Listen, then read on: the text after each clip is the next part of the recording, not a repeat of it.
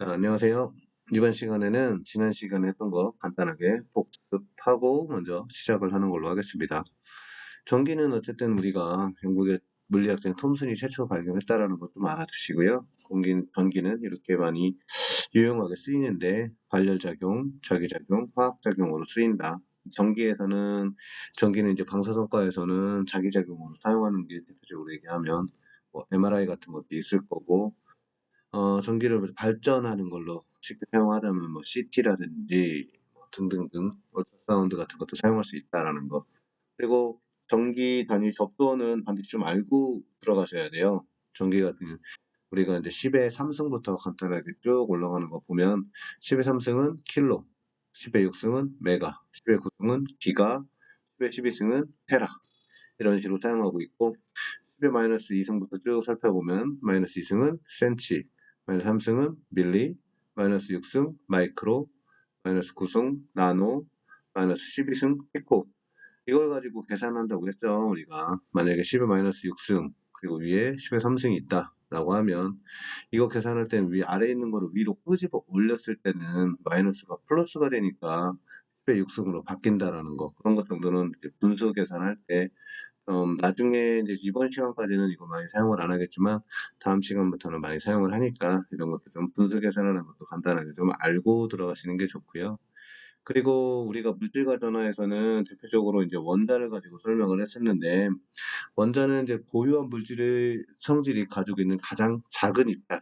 그래서 우리가 염소 가지고 설명을 했는데, 염소에 이제 17개의 원자 핵과 그리고 17개의 전자로 구성되어 있습니다. 근데 해외각 전자는 외부에서 어떤 힘이나 빛 같은 게 쥐어지게 되면 밖으로 이탈하거나 또는 이탈한 거는 옆으로 와서 들어오게 되겠죠. 그때 원자 핵보다 이제 이탈한 것 같은 경우는 원자 핵이 더 개수가 더 많아지겠죠. 전자는 16개고.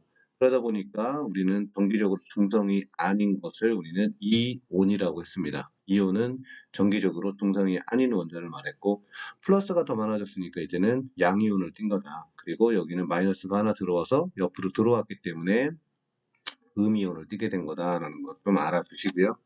그리고 여기 우리가 대표적으로 시험 문제에 제가 복습을 해주는 것들 중에 시험 문제 나올 만한 것들은 항상 이제 제가 좀 다시 중점적으로 얘기를 하는 거니까 좀 알아두세요. 이 대전이란 말이 뭐냐면 전기를 띠게 된 현상을 우리는 대전이라고 해요. 그러니까 양으로 대전했다, 음으로 대전했다는 얘기는 양의 이온이 하나 들어왔다.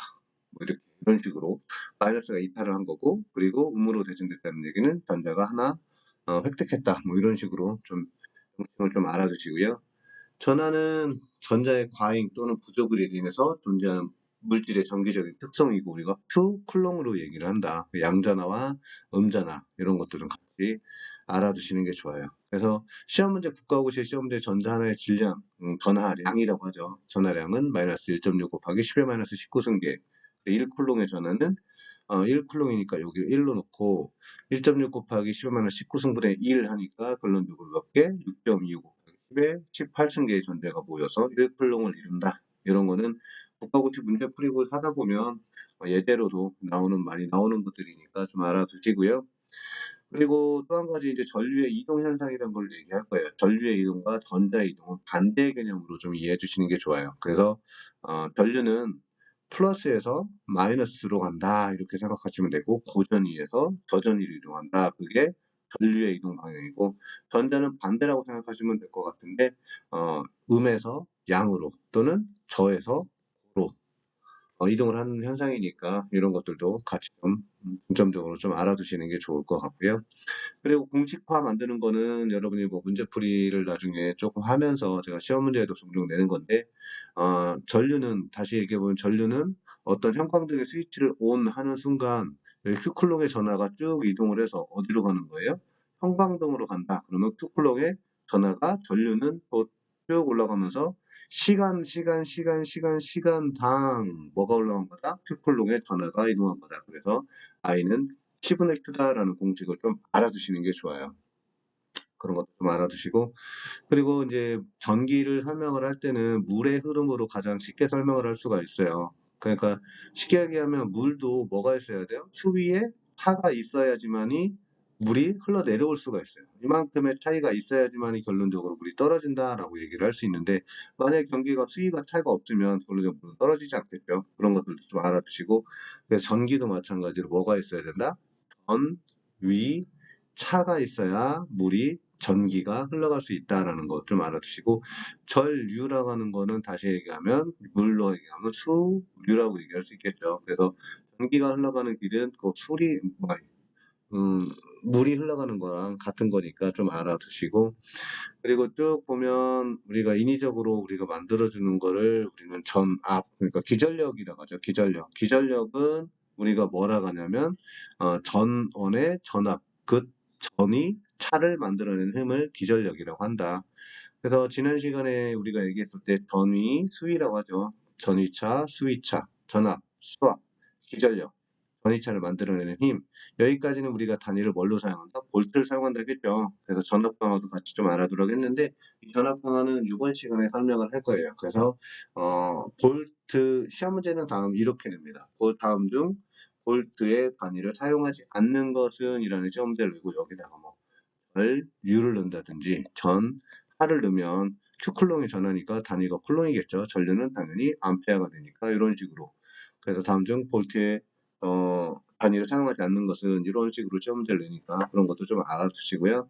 자, 전압이란 거는 다시 얘기하면 V는 전압이죠. 전압은 아까 큐클롱의 전하가 들어가서 형광등으로 가서 빛의 신호로 일을 하는 거죠. 그래서 큐클롱의 전하가 어떻게 된다? W만큼 가서 일을 한다라는 공식을 만들어줄 수 있으니까 이런 것도 좀 같이 좀 알아두시는 게 좋아요. 간단하게 첫째 시간에 했던 거 복습하고 이번 시간에 다시 들어오면 아까 요거는 I는 T분의 Q라는 공식은 아까 얘기했던 거니까 좀 넘어가도 될 것 같고, 자, 전기 저항이라는 게 있어요.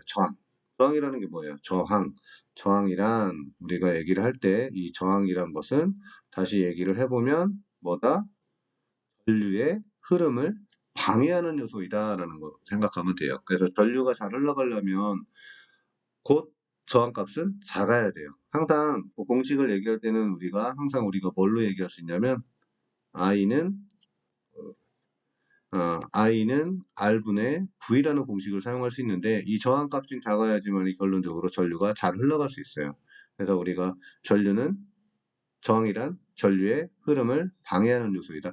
이 기호 정도는 반드시 좀 알고 들어가는 것이 좋습니다. 예전에는 시험 문제 이렇게 쉽게 나올 때는 저항의 기호 이렇게 나오기도 했었고, 가변 저항은 저항의 기호에다가 뭘 집어넣은 거다? 화살표를 이렇게 하나 집어넣은 거다라는 것 정도만 좀 알아두시면 될 것 같아요.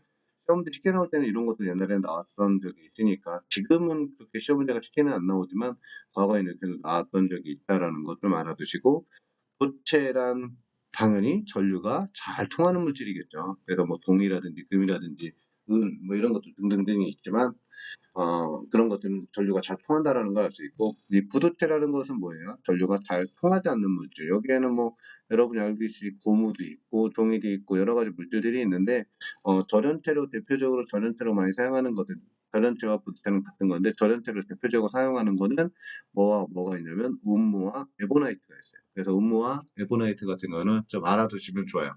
그러니까 전선에다가 우리가 그냥 전류가 흘러 들어가면, 전류가 지나가 버리면 뭐가 여기에 감전이 될 수 있죠. 그렇기 때문에 피복을 씌우는데 이거를 대부분 다 음모나 에보나이트 같은 걸 사용한다.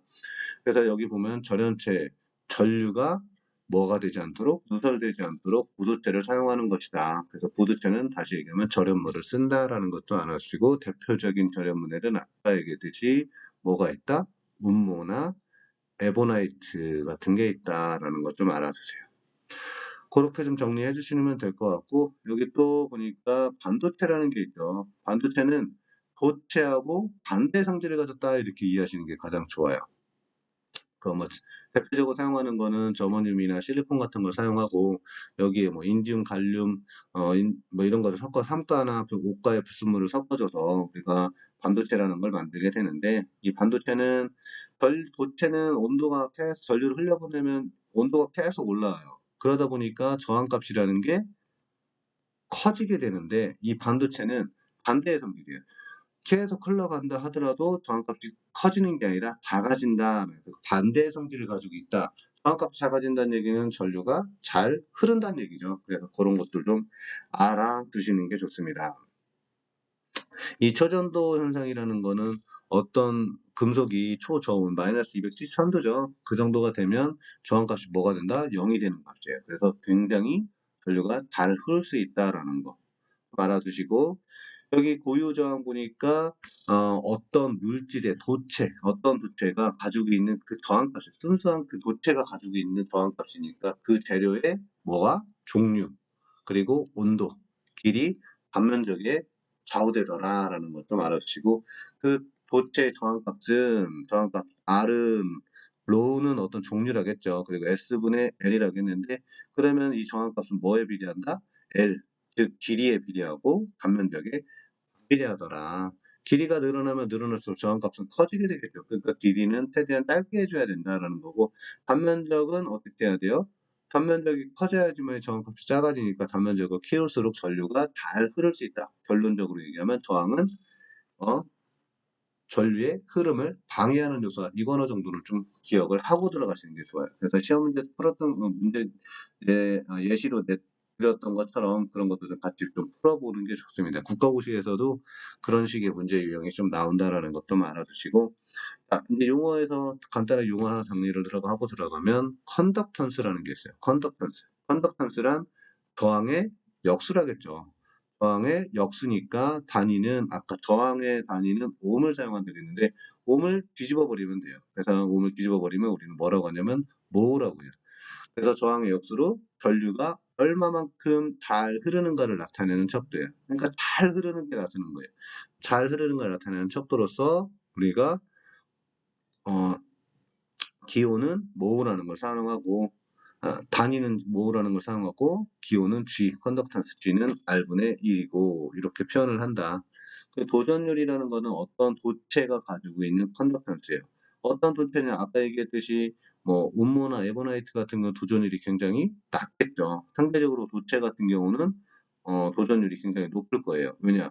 전류가 잘 흘러가는 거니까. 그 도체가 가지고 있는 컨덕턴스다. 그래서 컨덕턴스란 아까 저항의 역수로서 얼마만큼 전류가 잘 흐르는가를 나타내는 척도로 우리가 사용한다고 했으니까 그런 것도 좀 알아두시는 게 좋아요. 컨덕턴스란, 도전율이란 뭐 이런 거 용어 정도는 반드시 정리할 수 있어야 됩니다. 그래서 그리고 아까 얘기한 것처럼 저항의 온도 상승은 저항값이 증가한다고 했으니까 전류가 잘 흐르지 못한다겠죠. 근데 반도체나 부도체, 탄소나 전해 이런 것들은 어떻게 된다? 저항값이 감도 떨어지니까 도전율이 증가한다겠죠. 도전율이 증가한다는 얘기는 어떠한 도체에 가지고 있는 컨덕턴스라고 했으니까, 그러니까 컨덕턴스는 높아진다겠죠. 그러니까 높아지니까 전류가 곧 잘 흐르게 된다. 그래서 아까 반도체와 도체는 그런 상반되는 관계가 좀 있다라는 것도 좀 알아두시고요. 그리고 절연저항이라고 했는데 어떤 절연체가 가지고 있는 저항이에요. 그래서 절연체의 저항은 기본적으로 우리가 사용을 할 때 절연저항의 단위는 반드시 좀 알고 들어가는 게 좋아요. 제가 뭐라고 했냐면 10의 6승인 메가옴을 사용한다라고 했어요. 그래서 절연저항의 단위는 10의 6승인 메가옴을 사용한다라는 거 좀 알아두세요. 그 절연저항이라는 거는 우리가 아까 제가 식기에서 전선에 어떤 피복 같은 걸 씌운다고 했는데, 근데 이 전압이 220볼트냐 또는 뭐 2만 볼트냐 또는 뭐 2000 볼트냐에 따라서 이 피복하는 성질의 어, 두께도 틀려질 거고요. 이 안에 있는 전선의 두께도 틀려지지만 피복도, 왜냐하면 절연 밖으로 새어나오는 전류를 막기 위해서, 누설 전류를 막기 위해 사용하는데 이런 것들은 어떤 전압에 따라서 이런 것도 변할 수 있다라는 것 좀 알아두시는 게 좋고, 우리는 방사선가니까 그거에 대해서 깊이 할 필요는 없어요. 하지만 여러분이 절연저항이라는 거 뭘 하기 위해서 무절연물에 흐르는 전류를 누설전류라고 하는데 그 누설전류를 막기 위해서 사용한다. 그래서 절연저항의 단위는 몇 승? 10의 6승인 뭘 사용한다? 메가옴을 사용한다라는 것 정도는 반드시 기억하고 가셔야 돼요. 자, 접촉저항이 뭐예요? 접촉. 도체와 도체의 닿는 면적에 따른 스위치가 이렇게 있다고 생각해 보세요. 자, 이렇게 있는데 여기 온, 오프가 분명히 될 거예요. 온, 오프가 될 건데 이 온, 오프가 될 때는 반드시 도체가 닿는 면적, 여기서 닿고 떨어지고 닿고 떨어지고 이 닿는 면적에 따른 접촉부에 대한 저항값이 생기게 되더라라는 거예요.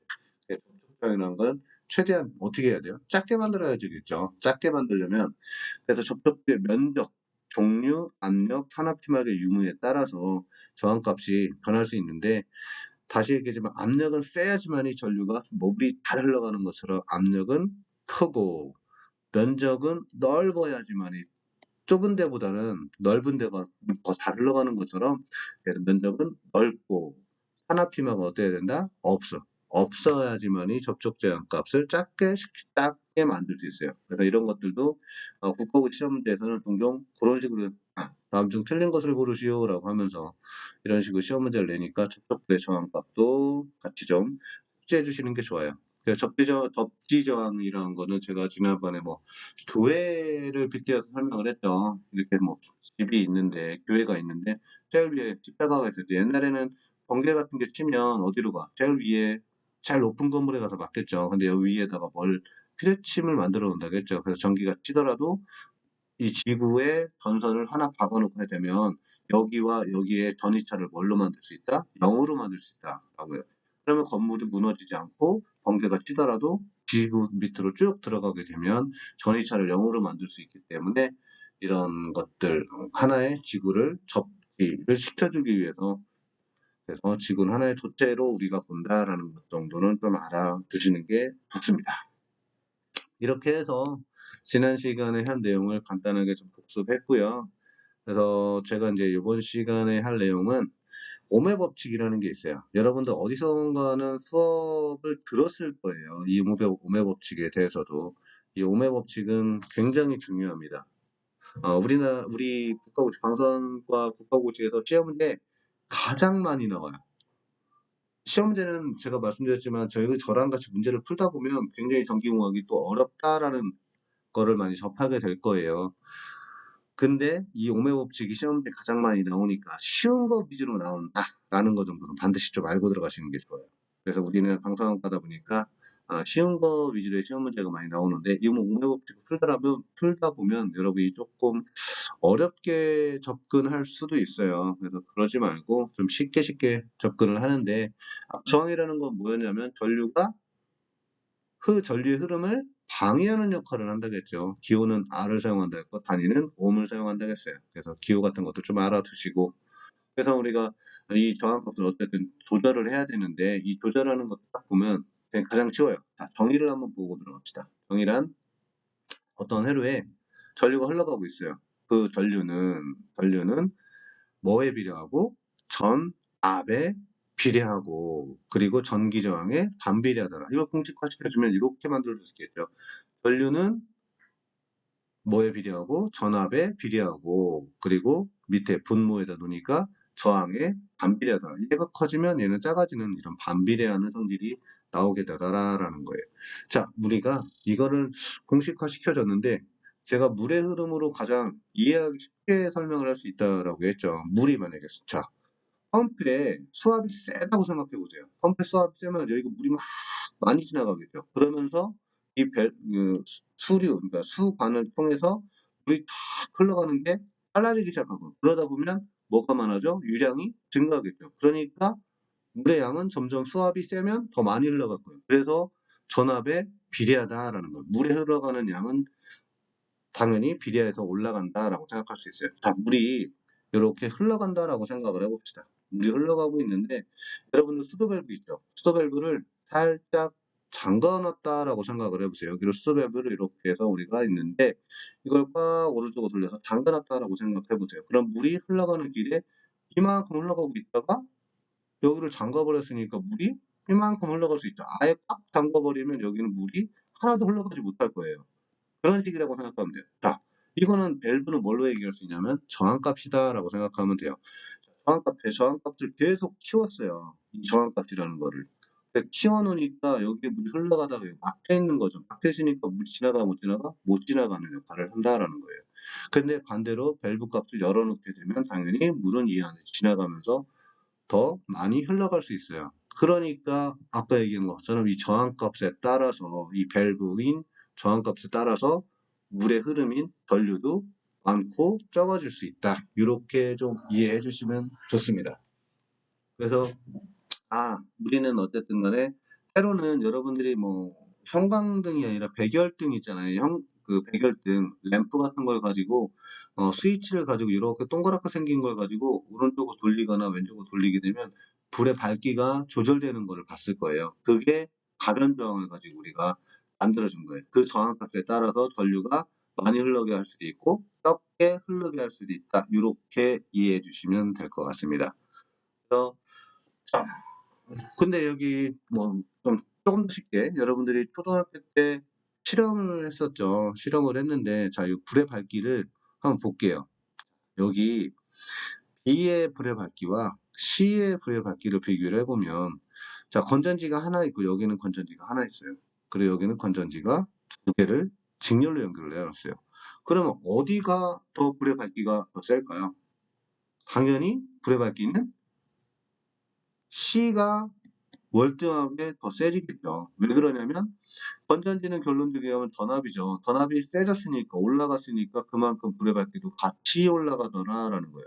근데 요 그림을 가지고 설명을 다시 해보면 이 그림은 어떻게 된 거예요? 건전지는 하나인데 여기다가 몇 개의 램프를 달아놨죠. 당연히 사용하는 부하가 더 많아졌으니까 얘는 저항값이 더 많아진 거죠. 그러다 보니까 불의 밝기는 다 상대적으로 약하게 되고 여기는 하나고 전압은 높아졌으니까 당연히 불의 밝기는 얘는 더 올라가게 될 거예요. 그런 것들도 우리가 초등학교 때 실험을 해봤던 것처럼 아는 것처럼 결론적으로 저항값에 따라서 불의 밝기도 틀려진다라는 것을 알아두시면 좋을 것 같고요. 전압의 크기에 따라서도 우리가 불의 밝기도 조절할 수 있다라는 거 좀 알아두시면 되고 아까 제가 대표적으로 많이 사용하는 공식이 있다 그랬죠. 이 대표적으로 많이 사용하는 공식은 I는 뭐다? R분의 V다라는 공식을 사용한다고 했어요. 그래서 이 공식을 가지고 전류는 당연히 단위는 암페어가 되겠죠. 그래서 암페어라는 공식을 사용하고 있는데 이거를 또 변화시켜 줄 수도 있어야 돼요. 이 공식을 가지고 변화시켜 주면 어떻게 돼요? I하고 R하고 위치만 바꿔주면 되겠죠. 만약에 R은 하면 I분의 V가 되더라. 이렇게 공식을 바꿔줄 수도 있어요. 또 하나는 이제 V라는 공식을 쓸 수도 있겠죠. V를 이쪽으로 만약에 이항을 시켜준다. 그러면 여기서 이항을 시켜주면 I가 이쪽으로 넘어가고 R이 위로 올라가니까 뭐가 돼? V는 I, R이라는 공식을 만들어줄 수 있다라는 거. 이런 것도 이항해서 어떻게 공식이 변화시켜주는 이런 거 정도는 여러분이 좀 할 수 있을 거다라고 생각을 할게요. 이거는 최소한도로 할 줄 알아야 됩니다. 자, 그게 만약에 좀 이해가 안 간다라고 하면 이런 것도 만들 수 있어요. 자, 여기다가 V를 넣고 여기다 I를 넣고 여기다 R 동그라미를 딱 그려놓은 다음에 이렇게 하면 돼요. I는 R분의 V, R분의 V 이렇게 만들고 V는 I, R 이런 식으로 만들 수 있고요. R은 I분의 V 이런 식으로 공식을 만들 수도 있는데 예전에 이제 당연히 여러분은 이런 거 풀 수 있을 거다라고 생각을 할게요. 그래서 공식을 이런 식으로 변화시켜 줄 수도 있다라는 거였어요. 자, 근데 여기서 국가고 시험 문제 하나 또 팁을 하나 알려드리겠습니다. 여러분이 다음 중 오음의 법칙과 관련이 없는 것은 해놓고 1번, 2번, 3번이를 해놨어요. 4번 뭐 해놓을까요? 아까 우리는 뭐였어요? I는 T분의 2다. 이런 거 있었죠. 갑자기 이런 걸 집어넣는 거예요. 이거 오메 법칙하고 상관이 없죠. 오메 법칙은 요거죠. 근데 여기서 한 가지 변형시켜 줄 수가 있어요. 변형이라는 거는 뭐냐? 다시 얘기해 보면 아까 컨덕턴스라는 게 있었어요. 컨덕턴스. 컨덕턴스 G는 R분의 1이었어요. 이 컨덕턴스가 뭐였죠?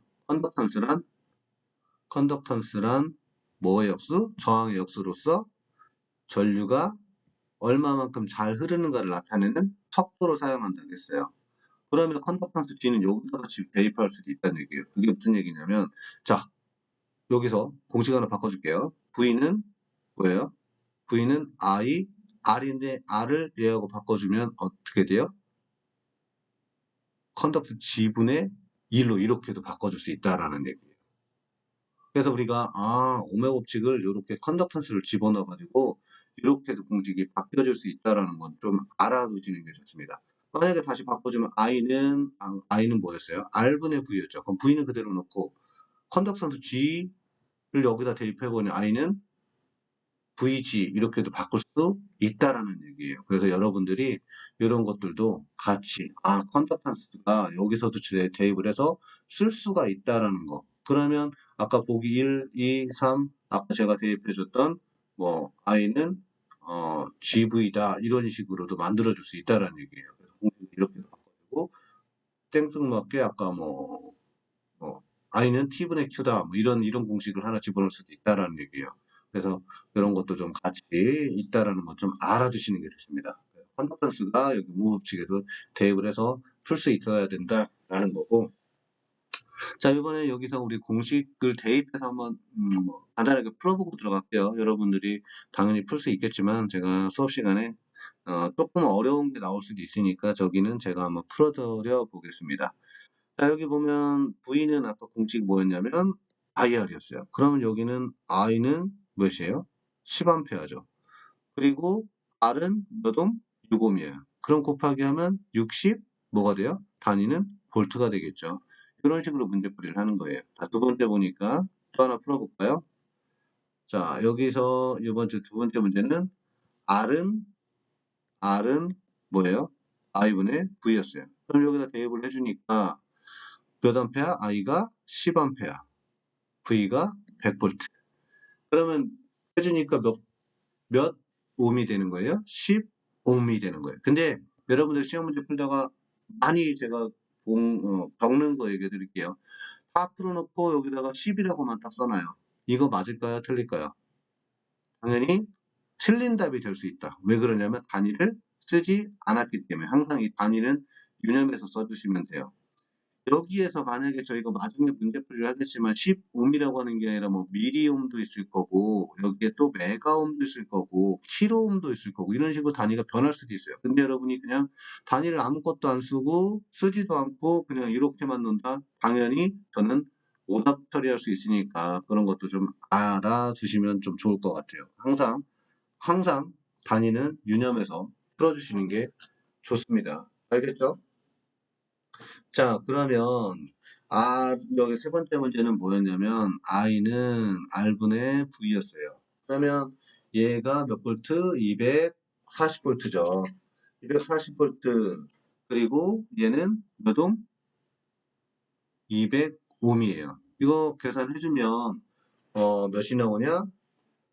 1.2가 나와요. 근데 여러분 1.2라고만 쓰면 된다 안 된다? 안 된다는 거. 반드시 여기다 뭘 써야 된다? 단위를 꼭 써줘야 된다라는 거예요. 단위는 항상 써주셔야 됩니다. 항상. 이게 암페어가 되면 미리암페어가 될 수도 있고 아까도 말했지만 킬로암페어가 될 수도 있고 암페어에 따라 단위가 변할 수가 있어요. 그래서 답만 그냥 써놓으면 항상 중간고사 시험 문제도 항상 오답 처리할 수 있으니까 그런 것도 좀 알아두시고요. 자, 15의 컨덕턴스는 얼마예요? 컨덕턴스는 뭐였죠? 컨덕턴스란 전류가 얼마만큼 잘 흐르는가를 나타내는 척도로서 기호는 G로 쓰고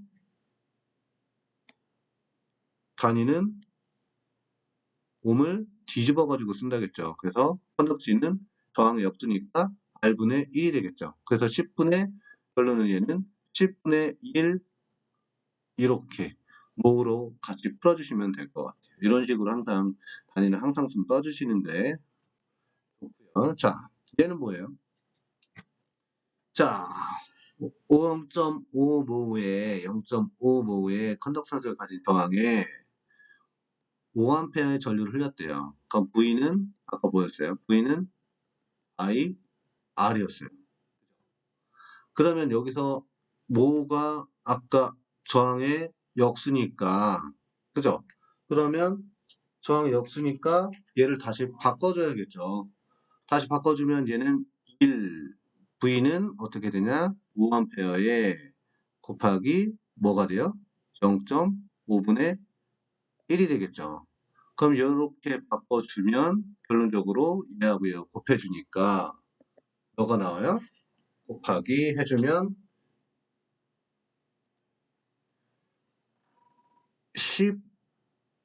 10볼트가 나온다라는 거예요. 그래서 우리가 이런 것도 어떻게 나오는지 항상 이렇게 풀어가는 과정도 뭐 중간고사 때는 이런 풀어가는 과정도 같이 항상 기재해 주시면 좋을 것 같고요. 그리고 전기량의 단위는 우리가 전기량 또는 전하량이었죠. 전하는 Q쿨롱의 전하가 어쨌든 계속 스위치가 온 되면 계속 이동한다 했죠. 전하량 또는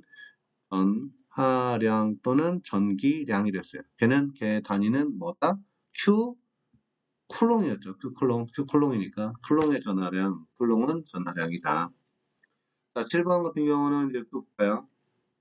어느 전기 회로에 그 회로가 가지고 있는 다음 소자가 커지면 전류가 많이 흐른대요. 전류가 뚝뚝뚝뚝 많이 흐르게 된대요. 많이 흐르게 되는데 그 소자는 뭐냐? 그러면 다시 풀어보면 어떻게 된 거냐면 제가 얘기했듯이 컨덕턴스란 저항의 역수로서 저항값이 작아지는 게 아니라 컨덕턴스 저항의 역수니까 컨덕턴스가 커지면 결론적으로 어떻게 된다? 전류가 많이 흐르게 되겠죠. 그래서 얘는 답은 컨덕턴스가 되겠습니다.